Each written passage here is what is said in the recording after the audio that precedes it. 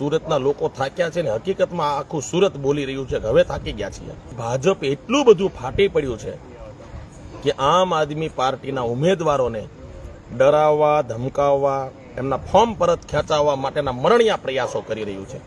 આમ આદમી પાર્ટીના ઉમેદવારોને ધમકાવવાની કોશિશ કરે અને એવું કહે છે કે ચૂંટણી તો 10 દિવસમાં પૂરી થઈ જશે, પછી આજીવન દુશ્મની રહેશે. વાહ રે વાહ, તારી માનું ધાવણ ધાવી લીધું હોય ને અને ઓકાત હોય ને તો રજનીભાઈને ધમકીઓ આપો.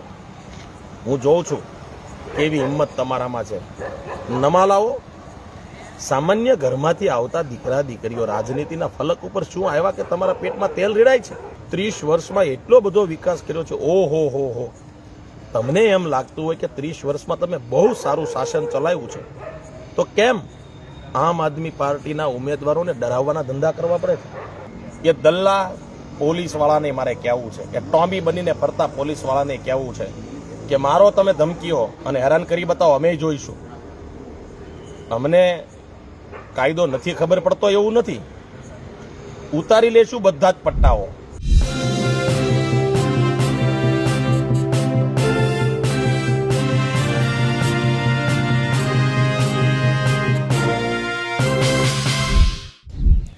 આમ તો સ્થાનિક સ્વરાજની ચૂંટણીઓ આખા રાજ્યમાં છે, એટલે કે આખા ગુજરાતમાં છે, પણ લાગે છે કે ખરાખરીનો જંગ સુરતમાં છે. સુરતમાં આમ આદમી પાર્ટીને લાગે છે કે તે ત્યાં સત્તામાં આવી શકે છે, પોતાનો મેયર બનાવી શકે છે. એટલે કે ગુજરાતમાં મહાનગરપાલિકાની જે જીત છે તે ત્યાંથી તેની શરૂઆત થઈ શકે છે. પણ મહત્વપૂર્ણ બાબત એ છે કે ભાજપ પણ પોતાનું ગઢ બચાવવા માટે અને માર્જિન વધુ થાય ત્યાં સારી માર્જિનથી જીતે તેના માટે પણ મહેનત કરી રહ્યું છે. હવે આમ આદમી પાર્ટીના નેતા છે, સ્થાનિક આગેવાન છે રજનીકાંત વાઘાણી. તેમનો સ્પષ્ટપણે આરોપ છે કે હવે ભાજપ પોતાના વ્હાઇટ કોલર જે ગુંડાઓ છે તેમને મોકલી રહી છે, તેમના સમાજના આગેવાનોને, એમના કાઉન્સિલરોને ત્યાં મોકલી રહી છે અને તેમને ફોર્મ પરત ખેંચવા માટે જે ધમકાવી રહી છે, બીજી ત્રીજી રીતે પ્રચાર ન કરે તેના માટે ધમકાવવામાં આવી રહ્યા છે, સમજાવવામાં આવી રહ્યા છે, લોભ લાલચ આપવામાં આવી રહ્યા છે.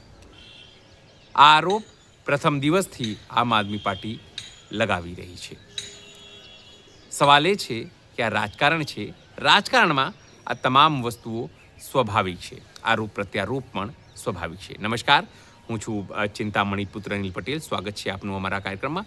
આવો સાંભળીએ મોડી રાત્રે રજનીકાંત વાઘાણી ભાજપ ઉપર અને ભાજપના જે વ્હાઇટ કોલર ગુંડાઓ છે તેમના ઉપર શું આરોપ લગાવી રહ્યા છે. અંધારું આવે છે. નમસ્કાર સાથીઓ, અત્યારે રાતના વાગ્યા છે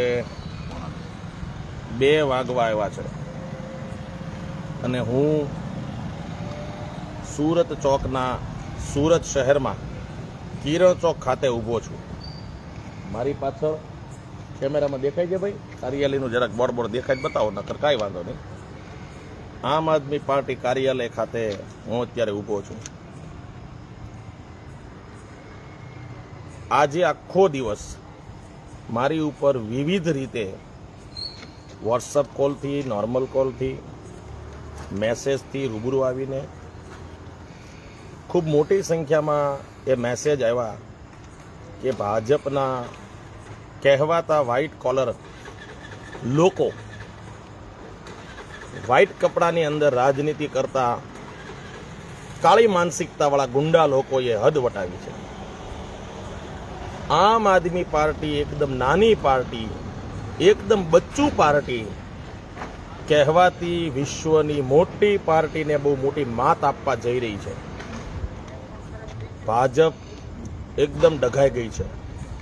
સુરત મહાનગરપાલિકાની ચૂંટણી ચાલી રહી છે. આમ આદમી પાર્ટીએ સુરતની તમામ સીટો ઉપર ઉમેદવારો ઊભા રાખ્યા છે અને આ ઉમેદવારો બહુ મજબૂતાઈથી પોતપોતાના વોર્ડ વિસ્તારોની અંદર લોકોની પાસે જઈ રહ્યા છે. એક એક ઘરે જઈને મતની અપીલ કરી રહ્યા છે. અમે એ બોલીએ છીએ કે સુરત હવે થાક્યું છે, સુરતના લોકો થાક્યા છે ને હકીકતમાં આખું સુરત બોલી રહ્યું છે કે હવે થાકી ગયા છીએ. તો આ વાતથી ભાજપ એટલું બધું ફાટી પડ્યું છે કે આમ આદમી પાર્ટીના ઉમેદવારોને ડરાવવા, ધમકાવવા, એમના ફોર્મ પરત ખેંચાવવા માટેના મરણિયા પ્રયાસો કરી રહ્યું છે. આજે સવારથી અલગ અલગ વોર્ડના અમારા ઉમેદવારોને ધાક ધમકી મારી રહ્યા છે અને આ ગુંડાઓ, નાગા માણસો એવું કામ કરી રહ્યા છે કે જે સમાજનો અમારો ઉમેદવાર છે એ સમાજના મોભીને આના ઘરે મોકલે છે. ભાજપના કમલમમાંથી કે સીઆરની ઓફિસોમાંથી આદેશો થાય, ધારાસભ્ય સંગીતા પાટીલની ઓફિસમાંથી કે મુકેશ પટેલની ઓફિસમાંથી આદેશો થાય એટલે ગુંડા માનસિકતા ધરાવતા એમના લુખ્ખા લોકો રોડ ઉપર નીકળી પડે. આમ આદમી પાર્ટીના ઉમેદવારોને ધમકાવવાની કોશિશ કરે, ફોન કરી અને ધમકીઓ આપે છે. મારી પાસે રેકોર્ડિંગો પણ છે. ધમકી આપે છે અને એવું કહે છે કે ચૂંટણી તો 10 દિવસમાં પૂરી થઈ જશે, પછી આજીવન દુશ્મની રહેશે. વાહ રે વાહ દોસ્ત, તારી માનું ધાવણ ધાવી લીધું હોય ને અને ઓકાત હોય ને તો રજનીભાઈને ધમકીઓ આપો. હું જોઉં છું કેવી હિંમત તમારામાં છે.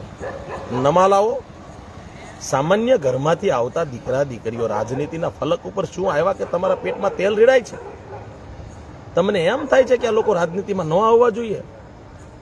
અને તમે તો કહો છો ને કે બહુ વિકાસ કરી નાખ્યો.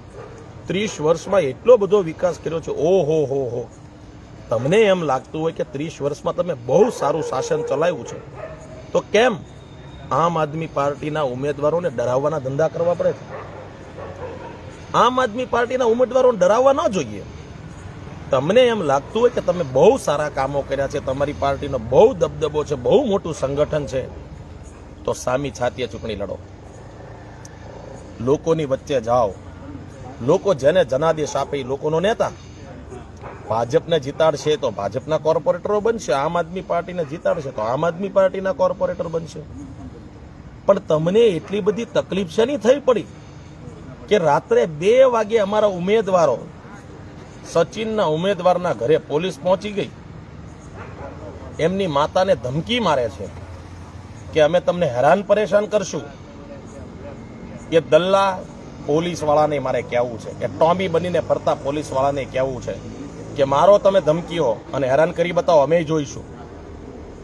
અમને કાયદો નથી ખબર પડતો એવું નથી, ઉતારી લેશું બધા જ પટ્ટાઓ. તમને એમ કે કોઈ કાંઈ બોલશે નહીં, કોઈ કાંઈ કહેશે નહીં. સચિનના અમારા ઉમેદવારોને ધમકાવવા ઊભા થયા છો. અમારા લિંબાયત, ગોળાદરા, પર્વત, અમારા વરાછા, કતારગામના, અમરોલીના તમામ વ્યક્તિઓને તમે ધાક ધમકી મારો છો. તમે એનું ફોર્મ પરત ખેંચાવવા માટેથી દબાણ કરી રહ્યા છો. એમના ઘરે સમાજના આગેવાનો, બની બેઠેલા આગેવાનો કે જે ગુંડાઓ જ છે, એ એમના ઘરે જાય અને એમને એવી મીઠી મીઠી વાતો કરે, પછી ધમકીના સૂરમાં વાત કરે કે જો તું ફોર્મ પાછું નહીં ખેંચે તો મારો ધંધો અટવાઈ જશે અને જો એનું નુકસાન ગયું તો તારે અને મારે પછી હારાવાના નહીં રહે. વાહ, તમારા ધંધા મિલીભગતમાં ભાજપ હારી હાલે છે અને ધંધા અટવાઈ જાય એનો ભોગ કોઈ સામાન્ય માણસ બને? પણ મારે સમાજના આંચળો ઓઢીને ફરનારા સમાજના મોભી તરીકે ગુંડા માનસિકતા ધરાવતા લોકોને કહેવું છે કે તમે સમાજના આગેવાનો હોવ તો તમને એમ થવું જોઈએ કે તમારા સમાજનો કોઈ દીકરો કે દીકરી રાજનીતિના પગથિયા ચડી રહ્યો છે. કાલ સવારે સમાજનું નવું નેતૃત્વ કરવા વાળો માણસ મળશે તો ખુશ થવું જોઈએ, એને હર્ષભેર સ્વીકારવો જોઈએ, એની પીઠ થપથપાવવી જોઈએ, એને શાબાશી આપવી જોઈએ. એની જગ્યાએ તમે નમાલું કૃત્ય કરવા નીકળ્યા છો. તમે એવું કૃત્ય કરો છો, મજા આવો ભાઈ, એવું કૃત્ય કરવા નીકળ્યા છો કે જેનાથી 2 ડગલા આગળ ચાલતો માણસ દબાઈ જાય, ધરબાઈ જાય.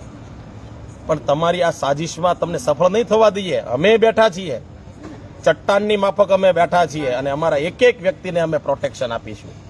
તમે હું સમજી રાખ્યું છે, ભાજપ વાળાઓને એમ છે કે આ સુરતની અંદર કોઈ કાંઈ કહેશે નહીં, અહીંયા ભાજપ વાળાની દાદાગીરી હાલશે, પોલીસની લુખ્ખાગીરી હાલશે. આ સમય પૂરો થઈ ગયો દોસ્તો. એક સમય હતો કે તમે તમારી દાદાગીરી બધી ચલાવી લેતા હતા.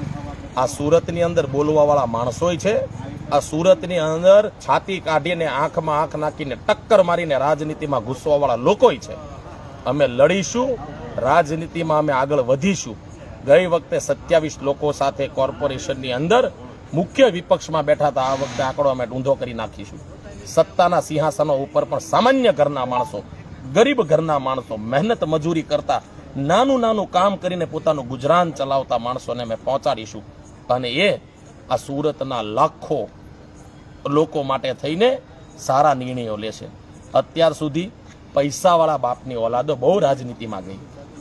જેમની પાસે કોથળા ભરીને રૂપિયા છે, 2 નંબરના અઢળક રૂપિયા કમાણા છે, એવા વ્યક્તિઓ રાજનીતિમાં ગયા. કાંઈ વાંધો નહીં, આ વખતે અમે હવે જોવાના છીએ કે કેવી રીતે તમે અમને રોકી લ્યો છો. આજે 15 તારીખ છે, આજે ફોર્મ પરત ખેંચવાનો છેલ્લો દિવસ છે, એટલે ભાજપવાળાઓ મરણિયા થઈ ગયા છે.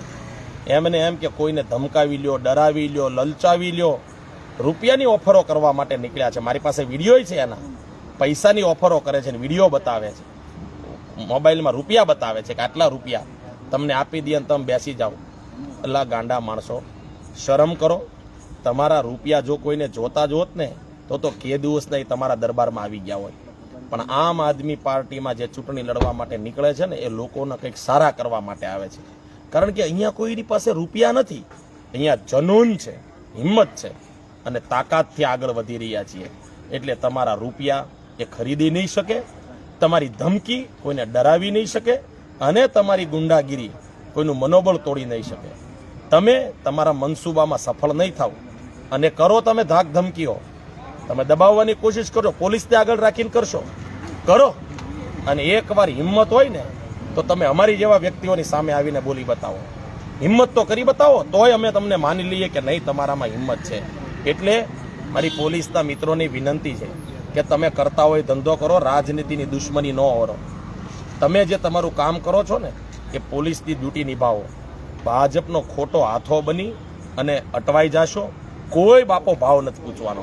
સરકાર બદલાઈ જશે, દિવસ બદલાઈ જશે અને નોકરી એની ઈદ તમારે કરવાની છે. આજે તમે સત્તાના માણસોના કહેવાથી કાનૂન નિયમોની વિરુદ્ધમાં કંઈ કાર્યવાહી કરશો તો કાલે જ્યારે કોર્ટમાંથી ઘા વરસ છે ને ત્યારે કોઈ પકડવા નહીં આવે, કોઈ બચાવવા નહીં આવે. ત્યારે બધા જ ભાજપિયાઓ ભાગી જશે, દરડામ ભરાઈ જશે, કોઈ તમારા ડિફેન્સમાં નહીં આવે. મારી પોલીસવાળાને વિનંતી છે. અને આ ગુંડાગીરી કરવાવાળા માનસિક લોકોને મારે કહેવું છે કે તમારામાં એમ હોય ગુંડાગીરી તમે કરી બતાવો છો તો કોઈ એવા માણસની સામે બચ ભીડી બતાવો ને કે અમે માનીએ કે નહીં તમારામાં તાકાત તો છે. એટલે આમ આદમી પાર્ટીને ડરાવવા દબાવવા નીકળેલા સમાજના દલાલી કરતા માણસો, ભાજપની દલાલી કરતા માણસો, સમાજના આગેવાનો બનીને જે બેઠા છે, જે સમાજના દીકરા દીકરીઓને દબાવવાનો પ્રયત્ન કરે છે, એ હવે ચેતી જાજો.